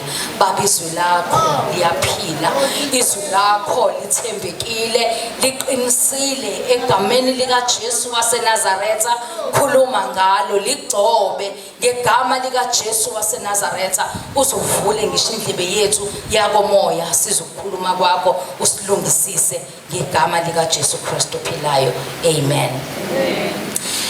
Namhlanje bazalwane, enhlizweni yami into ehlalile ukuthi iyiphi indlela yamakholwa. Iyiphi indlela yamakholwa. Singabantwana bakaNkulunkulu. Haleluya. uNkulunkulu usizile. uNkulunkulu usenzele umusa. uNkulunkulu usilande eindaweni einyanyekayo nezisabekayo. Umuntu nomuntu yena ozaziyo lapha alandwa khona. Akekho waziyo ukuthi awuhleliphi. Ngoba mase sinje sesibahle. Haleluya. Kuyaye kube into engazathi umuntu uzalwe nje. Kanti sasingenje. Sasibabi. Sasikude noKristu kodwa senzele umusa ngegazi likaJesu. Haleluya. So lithizwe namhlanje ngakho uma navuswa kanye noKristu funa nokwaphezulu lapho ekhona uKristu ehlezi ngasokunene sikaNkulunkulu. Haleluya. Ziningi izinto bazalwane mesiphile emhlabeni kuhle kudelile okunye kuyajwayeleka kube ngazathi into enhle efanele ukuthi umuntu angayenza noma ngaphila ngayo. Kodwa lithi izwi likaNkulunkulu uma haleluya navuswa noKristu, uma ngabe sinikele impilo zethu kuKristu Jesu, haleluya, lithi izwi likaNkulunkulu uma ufunda kwabaseKorinte u2 Corinthians chapter 5 verse 17, kepha uma umuntu ekuKristu Jesu uyisidalwa esisha, konke okudala kudlulile. Haleluya. Beka sekuvela okusha. Kuvela okusha bazalwane, masifunenike okwaphezulu. Asingafuni izinto zaphansi la emhlabeni ngoba emhlabeni la kona khona inyundo. Haleluya. Lithi izwi likaNkulunkulu uma ngabe thina haleluya simkela uJesu siyafa. Haleluya. Siyafa enyameni ngoba ngombhabhathiso esingena kuwo. Lowo mbhabhathiso usuke umfanekiso haleluya wokufa, but now ukufa kumele kube ukufa enyameni. Haleluya. Inyama yethu kumele ife, siyivumele ife, asiyithulisi kodwa siyayibulala. Uma ngabe ke into uyithulisa leyo nto ingavuka noma inini. Uyabona uma ngabe umlilo kade mhlambe ubasile izinkuni bese ziyaphola liboni langabi kokunye ungaze ngempela uyitshela ukuthi umlilo ucishile. Kodwa lidingeka umoya. Umoya uphephetha kube kanye bese uyavuka umlilo. Nathi ke sinjalo uma singawabulali amalunga emzimba yethu. Kumele siwabulala amalunga omzimba wethu singezwa ngawo. Asingezwa ngenyama ukuthi ke manje sengamhleba umama uMkhize.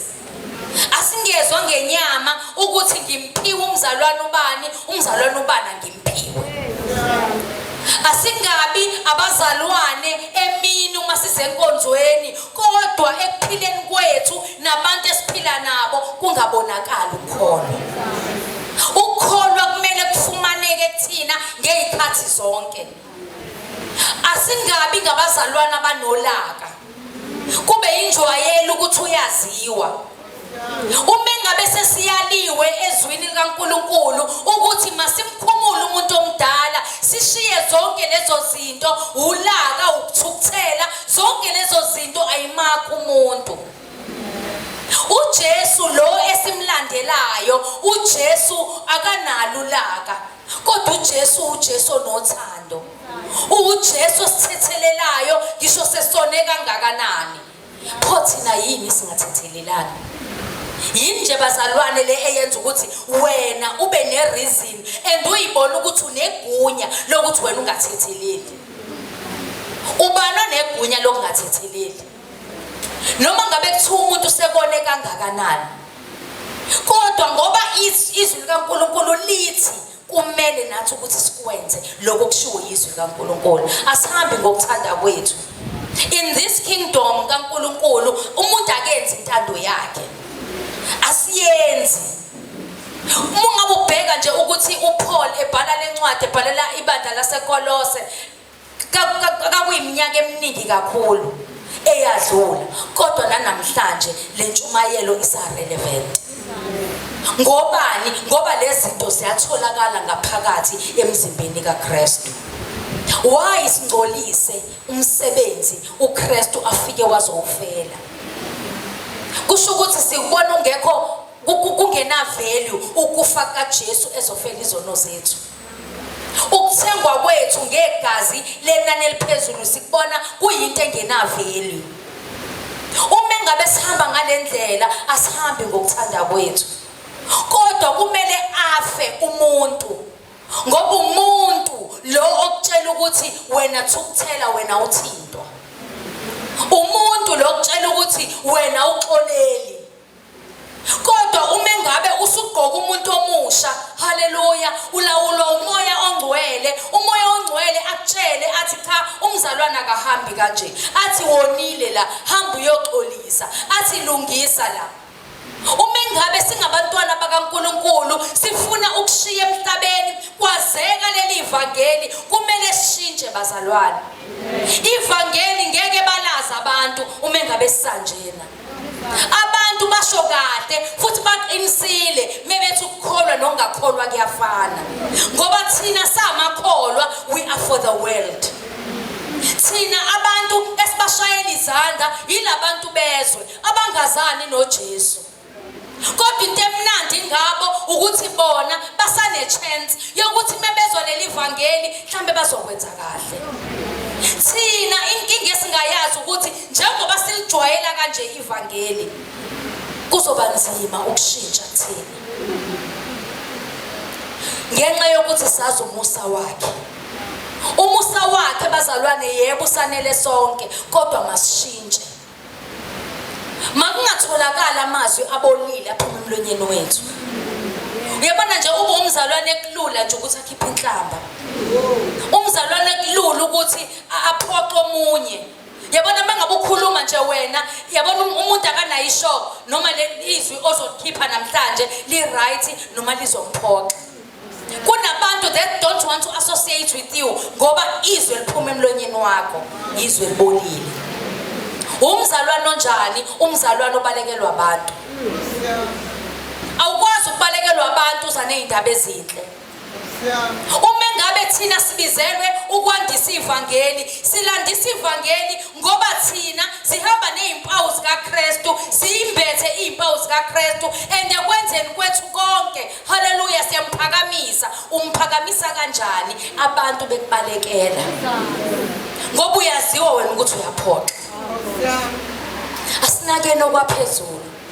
Uma sinako okwaphezulu siyafa mayelana nesono. Inyama yethu kumele ukuthi ingabi nendawo. Uma ngabe inyama yakho ithi ona, wovela ukhumbulisa ukuthi kambe lithini izwi. Ngoba phela ngithi into iqala umcabango. Before uqala ukhuluma uqala ucabange. Ngesikhathi ubona lo mcabango ukuthi kodwa lo mcabango uyazi ukuthi lo mcabango awuveli kuKristu, sikhuze endilungisa. Kwesinye isikhathi abantu bakushayela izandla and abantu une group yabantu that are behind you ngoba wena uyisiphoqi. Bakulandela ngoba nje uyaziwa ukuthi wena uyaphoqa. Musu kuba umzalwane othanda ukulandelwa abantu uhambisa ivangeli elirong. Indaba ezinhle ethine kumele ukuthi sihambise indaba ezithi uJesu uyayisiza impilo yomuntu. uJesu uluthando, uNkulunkulu uluthando.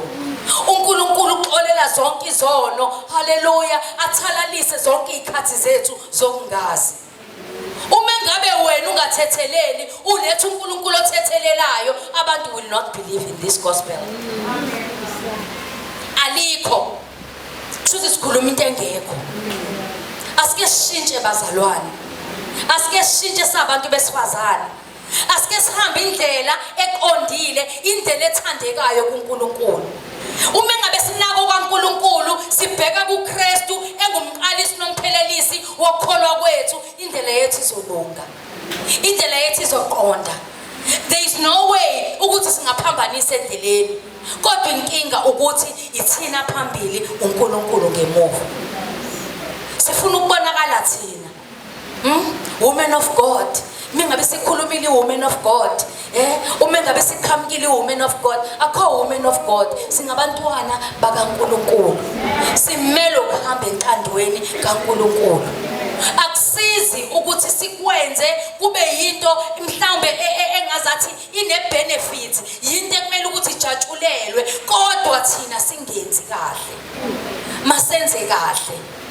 Bazalwane, angifuni ukungasho, inhliziyo yami ibhlungu uma ngibona abantwana bakaNkulunkulu bengalenzi ivangeli. Asilenzi bazalwane. Asilenzi. Sithanda abasithandayo. Sithanda so benefits akubona. Uma ngabe nje umuntu umbona ukuthi uphansi, awuhlangani naye. Ngoba naku hleze ecela lo mzalwane, awunalo uthando for lo mzalwane. Yini ungacabanga ukuthi mhlawumbe uNkulunkulu umthobisile?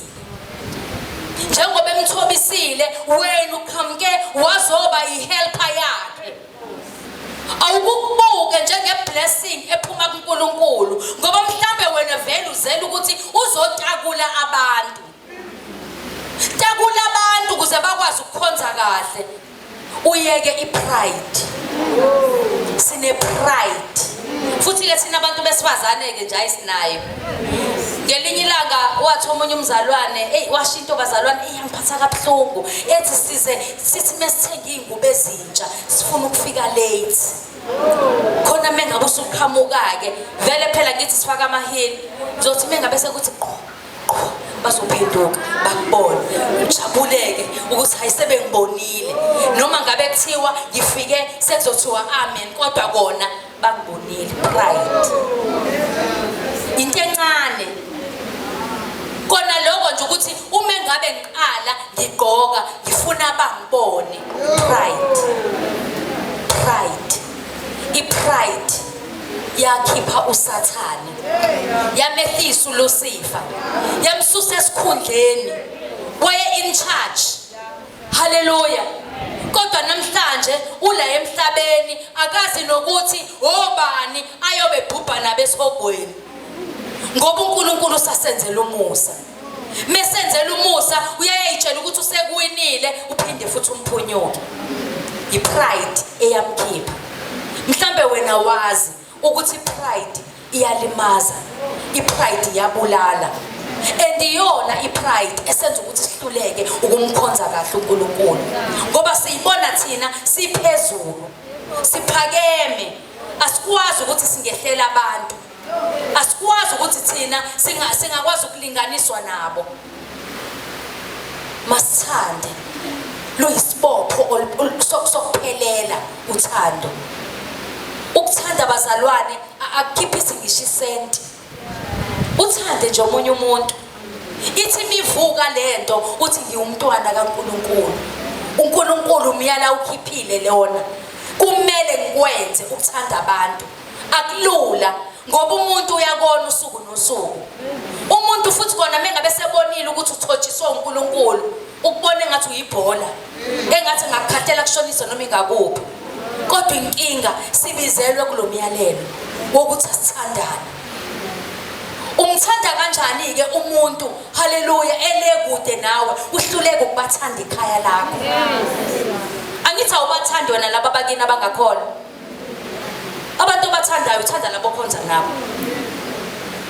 Nabo labo khonza nabo uyabahlukanisa khoma abakholwa ngempela khona abadlalayo. As long as siselana uNkulunkulu sasenzela umusa ukuthi sizozwa izwi kaNkulunkulu hleze siphenduke. Haleluya.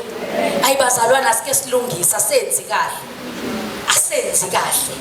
Asenzi kahle. Ibandla likaNkulunkulu lilimele. And akusizi ukuthi sithi sifuna ukuphumela ngaphandle siyobashumayeza thina sisodwa silimele. Silimele. Abanye silimezene khona la. Nofike limela sikwazi ngisho kuba nesikhathi sakhe. Ngoba thina sifuna umuntu operfect, oselungisisiwe. Ayikho leyo nto. Khona abantu abazohamba step by step. Kuzoza kancane kodwa ekugcineni indaba yethu. Ngempela ukhuleka kanjani? Kunabantu abaningi kangaka wena ongabafuni. Kunabantu abaningi kangaka obafisela kabi. Kunabantu oke akhuluma umoya ongcwele kuwena athi awuke uhambe uye kusibanibani. Uyazi ukuthi njengoba ekuthuma kusibanibani wena une-answer kaSibanibani.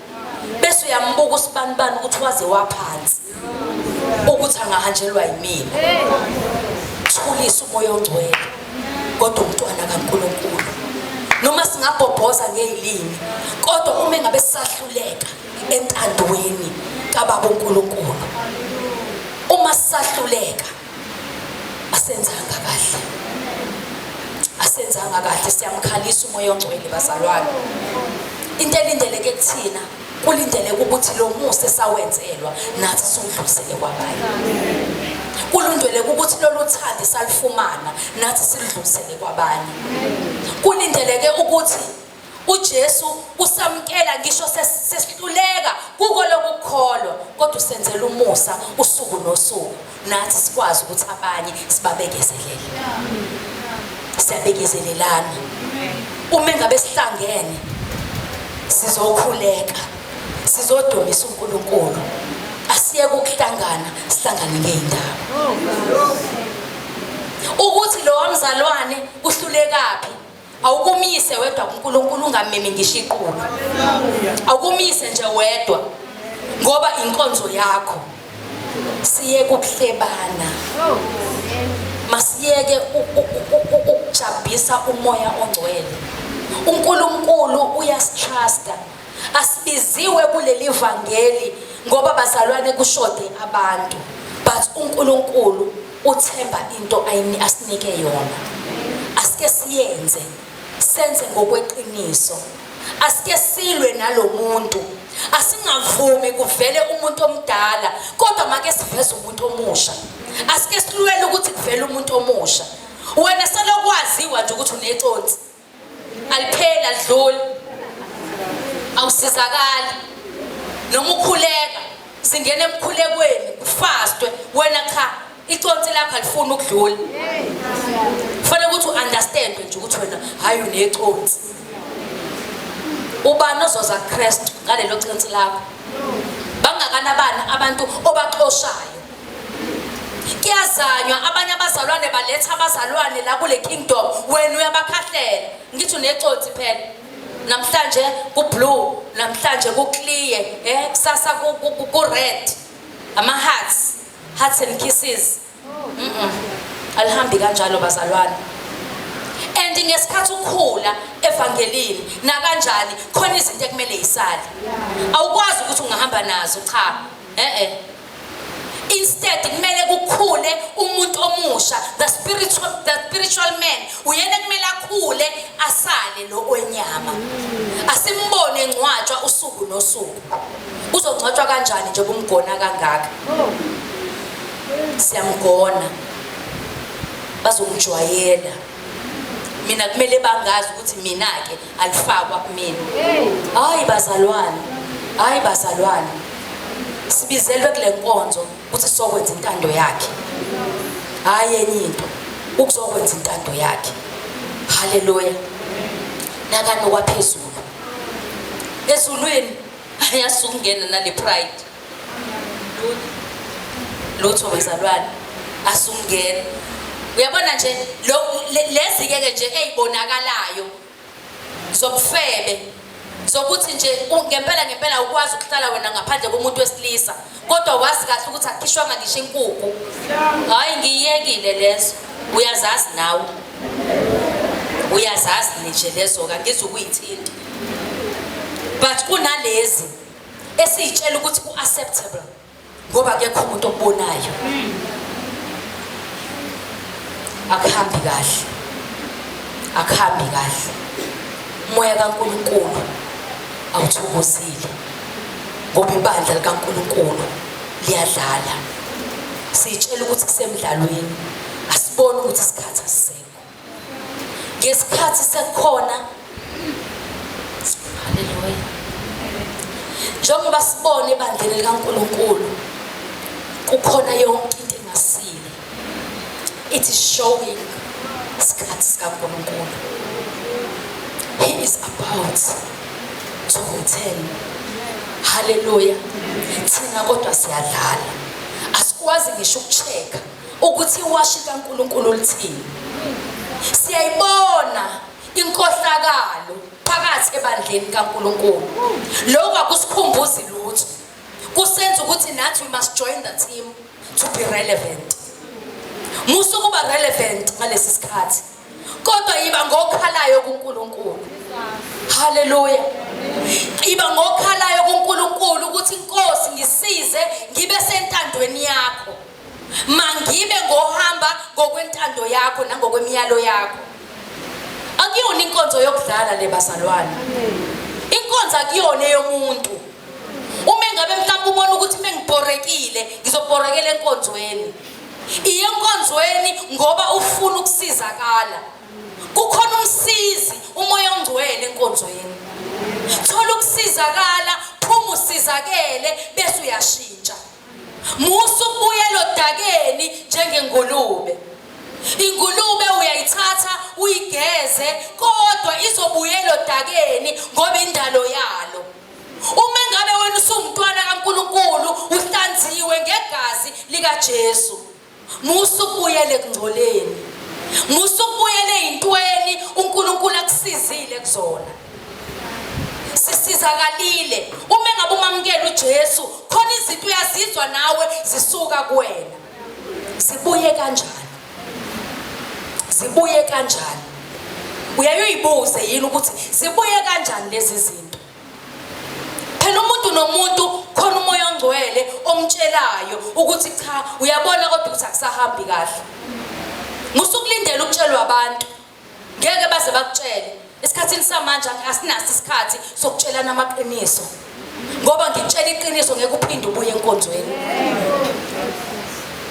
Ngeke uphinde ubuye. Siyagcina ngalelo langa. Hallelujah. uKristu makabonakali ngeimpilo zethu. Akabonakala uKristu bazalwane. Hallelujah. Ngilithanda lapha ekugcineni uma ngabe lithi masiphendulane ngamahubo. Hallelujah. Bazalwane yabona kube kuthiwa nje enkonzweni kuthi nje uma ngabe sihleli siphendulanele ngamahubo. Hallelujah. Psalms and songs yabona athi omunye ashivese elimbusisayo hayi lokushaya umuntu kodwa sengisho mina elikubusisayo. Hallelujah. Elikusizile mhlawumbe khona into akade uhluleka kuyona lase lakusiza leli vesi ukuthi cha hallelujah usekhona umusa kaNkulunkulu bese sinizana njalo sinikezane leyo hope sinikezane into ezosakha belikade lizolungizwa izwe futhi belizolunga ibandla likaNkulunkulu. Kodwa njengoba sisanaka izinto ezingasisi indawo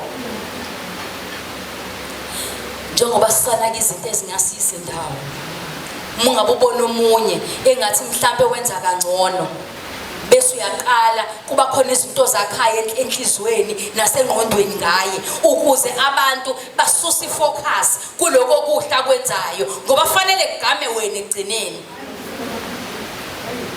Akuhambi kahle bazalwane. Ngeke sishaye ngathi ku right ungekho right. Akukho right. Ngisho ukukhuleka sibona kuyinto yabantu abathize. Thina sikwazi ngoba thina angithina siyasebenza sibhizi bayazi sibhizi thina bakhona abangasebenzi uwaboka umkhuleko thina sibhizi sibuyisana kanjani noNkulunkulu kule bhizi yethu isiphi isikhathi osinikeza uNkulunkulu ukuze uNkulunkulu akulungisise kuthiwa ayikho igroup ehlupha njengale group yabasebenzayo abantu abasebenzayo bayitshela ukuthi bona banethikithi lokungakhonzi kahle kanti kwawona umsebenzi lo siwunikezwe uyena ubaba uNkulunkulu senzele umusa ngoba khona lapha ekusebenzeni asiyingethi futhi imali esiyisebenzile ukuthi yenze umsebenzi kaNkulunkulu bona labazalwane laba abakhulekayo mengabe bethi bahambisa umkhuleko ayikho imali ye transport siyasebenza bodwa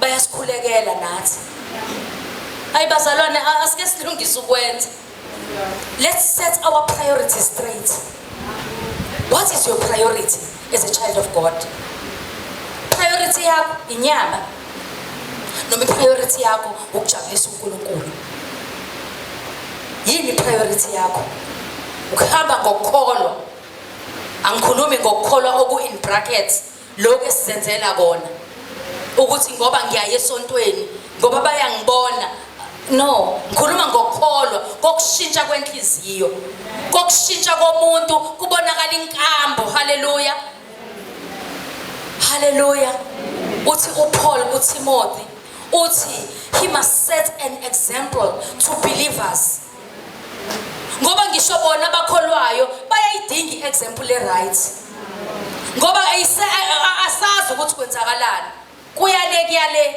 uhlangahlangene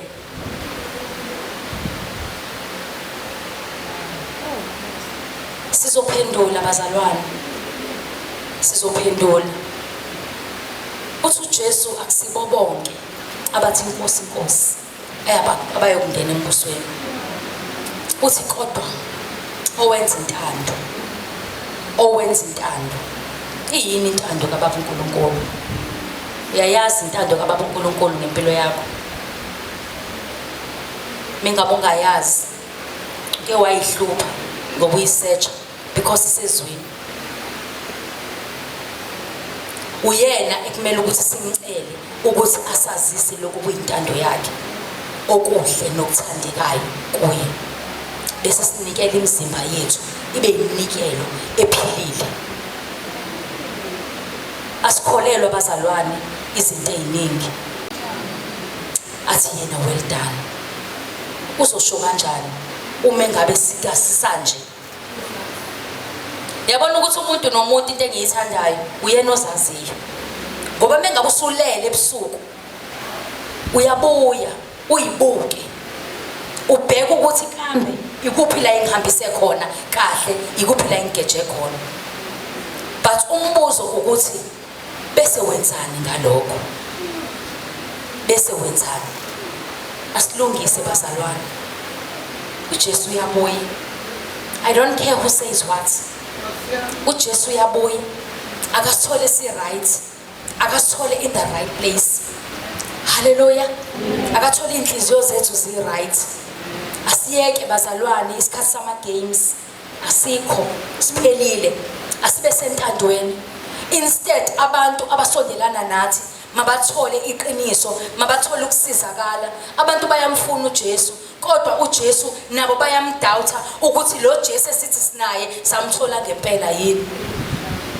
ngoba senziso kwakhe lo esimtshela ukuthi laba lo esimtshela esibatshela ukuthi uyikho cha akubonakali kuthini akubonakali kumele phela abonakale angithi abonakale kuthina ephila kuthina athi uPaul akasangisaziphileli mina kodwa uKristu ophila kimi haleluya ileyo nto bazalwane kumele ukuthi kubonakale yena abantu babone ukuthi yazi ukuthi cha yona lento lena siteze sitshelwa ngayo kodwa bakhona abenza ngendlela ehlukile bakhona abenza ngendlela ehlukile okungenzeka ukuthi iyona ke le gospel yangempela le kumele ngabe sitshelwa ngayo asike sishintshe akuzenzele nje owakho kube umthwalo wakho ukuthi inkosi ngishintshe sengidlale kakhulu mhlambe sengiyitshela ukuthi ngikwaze kakhulu ngaze ngajwayela endleleni kodwa bekuyisikhathi lesi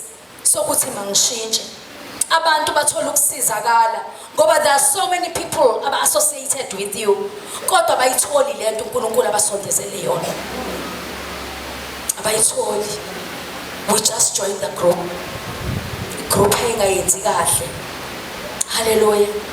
Kanti kumele ukuthi siphume phumela eceleni ubonakala ukuthi cha mina nathi indlela engiyithathile noma bangangakulandela kulungile kodwa kuyokwazeka. Hallelujah. Kuyokwazeka. Kumele amazulu avume ube nofakazi ezulwini ukuthi kodwa uyiphilile. Hallelujah. Uliphilile leli ivangeli. Noma bangathini, noma bangamshiya, noma bangadayisa ngaye, kodwa uliphilile ivangeli. Asiphile ivangeli bazalwane. Indlela yokukholwa ikhona ezweni likaNkulunkulu. Asike simfune uNkulunkulu, simfunisise ngalesi sikhathi. Siyayibona izinto ezenzakalayo. Yabona ukuthi nje asazi kwamanje noma sohamba isabalele noma lobe selina. Melina kobe sekonakele kuphi?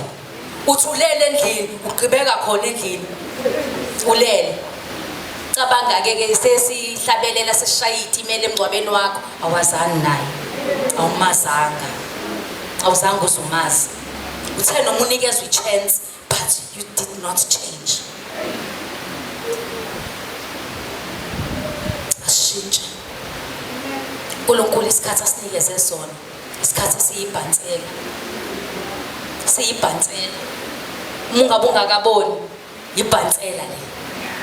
Ibhansela yokuthi mina nawe asilungise. Asilungiseni bazalwane. Kuyoba kubi. Yazi kuyoba kubi. Hawu, sesengela chibi lomlilo bazalwane. Awungeke bazalwane. Hayi mina ngiyanqaba. Ha, cabanga nje njoba ngimela yazi ngiyajuluka. Nami ngiyafisa ukuvela kamnandi kwicamera. Yabona ne-makeup mhlawumbe kodwa phela bengayifakile. Yabona? Kodwa manje ngoba fanele ngisho lento, kufanele ukuthi ngiyisho. Bese bazalwane ngiyalahlwa. Ngeke. Asilungiseni bazalwane. Asilungiseni. Asenzeni kahle. uNkulunkulu athokoze ngathi. Abantu mababone isihambiso kwakhe. Abantu mababone noma ngabe kuthiwa abanye abasafuna ukuliphila leli vangeli kodwa wena hallelujah uthi nje for his sake ngoba ngiyamazi ukuthi wangishintsha wayishintsha impilo yami. Hayi mina abazalwana wangenzela umusa. Abantu engakhula nabo ngiyaye ngimangale mingabe ngithi ngiyabheka ngithi inkosi ngangenzeni kodwa ngoba yena unomusa. Unomusa wephuzu ukuthukuthela. Nathi bazalwane yiloko okulindeleke kuthina. Bekungekho okuningi, bekuyilokho masibuyele entandweni kaNkulunkulu. Sihambe ngendlela uNkulunkulu afuna ukuba sihambe ngayo. uNkulunkulu anibusise ngalesi sikhathi. Ngicela siphakame.